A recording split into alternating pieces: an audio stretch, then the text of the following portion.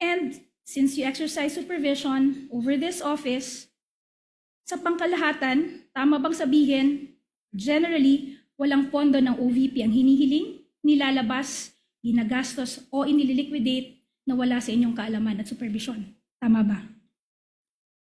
Generally, Mr. Atty. Generally, Yes. yes. Ngayon, ang Strategy Management Office naman, ito ang tanggapan ng OVP na nangangasiwa sa strategic planning, management, monitoring, evaluation, organizational development at iba pang kaugnayan ng tungkuling pamamahala ng OVP. Tama ba? That's correct. So kasama dito ang pagbuo at pagsubaybay sa mga programa, proyekto at aktibidad ng OVP. Tama ba? That's correct.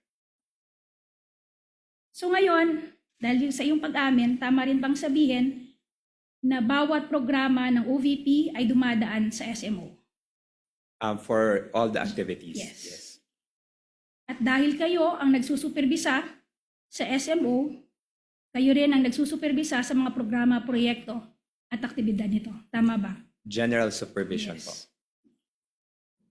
In short, or sa madaling salita, bawat programa ng OVP ay dumadaan sa inyong supervision ng 2 beses.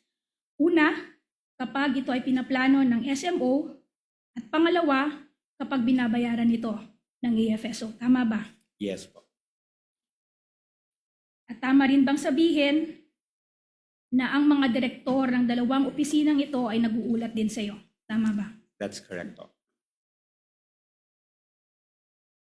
Also, tama rin bang sabihin na ang Vice President mismo ang nagtalaga sa inyo ng supervision over these 2 offices? Yes, that's correct as part of the organizational structure. Okay.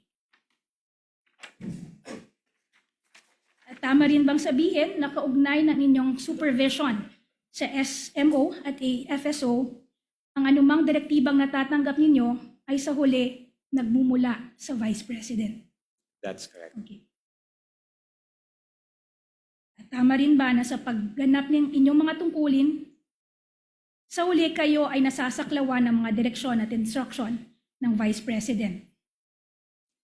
That's correct. In short, the official acts that you perform in the discharge of those responsibilities are done pursuant to the authority vested in you by the Vice President. That's correct.